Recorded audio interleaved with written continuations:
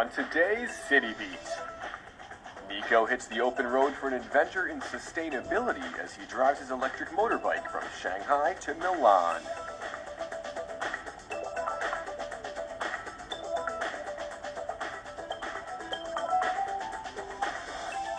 New Zealand's work holiday visa offers us a chance to travel the country for an entire year.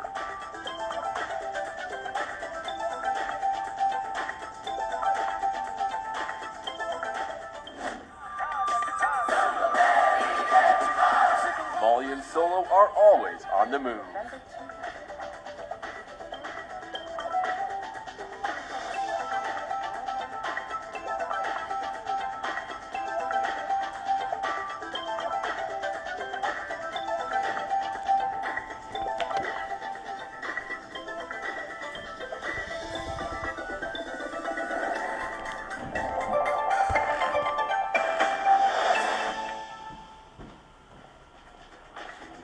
Welcome to City Beat, where we have the latest in arts, culture, and fashion from Shanghai and beyond.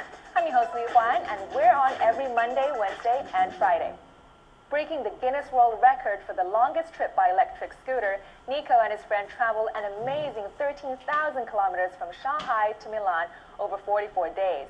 In a nomadic adventure of epic proportions, they've literally tested the limits of sustainable travel. Let's meet Nico and get the full story behind their journey. Two quiet electric motorbikes. An adventure in sustainability from east to west, taking more than 40 days from Shanghai to Milan. Crossing 10 countries, covering almost 13,000 kilometers, encountering heavy rain and bumpy roads, getting stuck in the mud in the middle of nowhere, losing GPS and getting lost in the desert in the middle of the night. Tasting varieties of cuisine, witnessing the beauty of people, and scenery are the unforgettable memories of one of the Italian riders, Nico. Hi everyone, my name is Nicola. I'm from Italy and I live in Shanghai since 2 years. 2 years ago, Nico moved to Shanghai, making software for the food industry.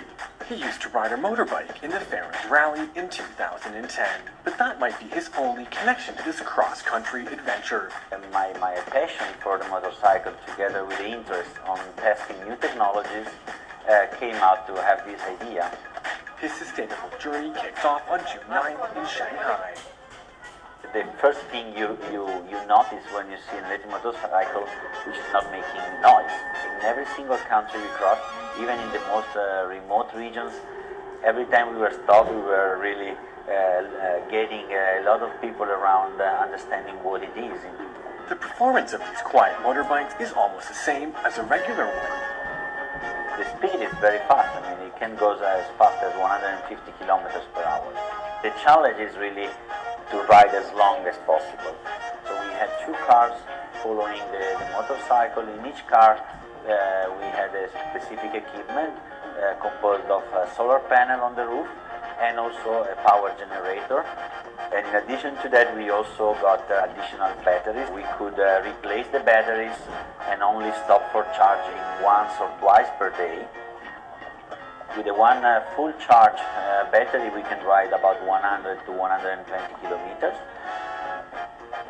The team that was composed of 7 people, we didn't know too much each other. So one of the most challenging parts also on traveling like this was to live together 24/7 for such a long time, sleep together, eat together, do everything together, and be able to maintain the team motivated and committed to go.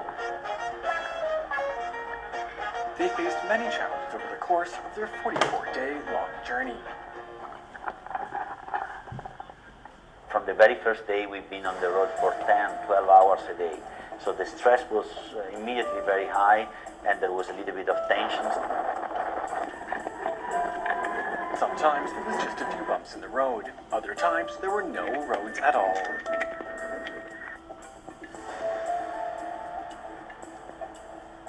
Only when the adventure was over and done with could Nico discuss the issue so comfortably. In Mongolia, where there are no roads, we couldn't find water for a long time. We had to sleep in tents for a few days. We lost the GPS one day, so we couldn't find our way anymore. So in the middle of the desert, we also got stuck one day. The heavy rain in the north of Mongolia caused some trouble, so the rivers were very high.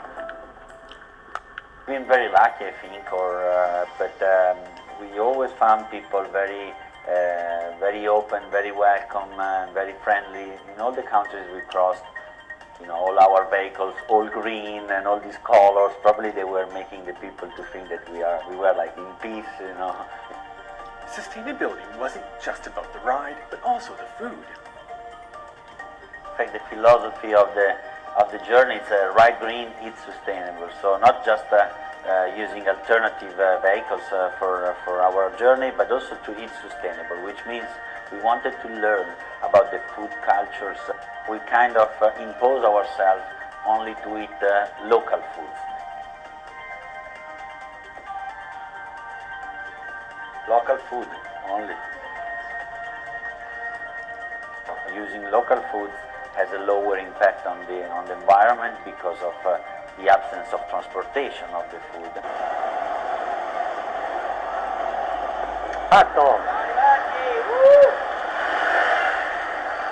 For the world record, it's measured with the GPS. The exact number is 12,643.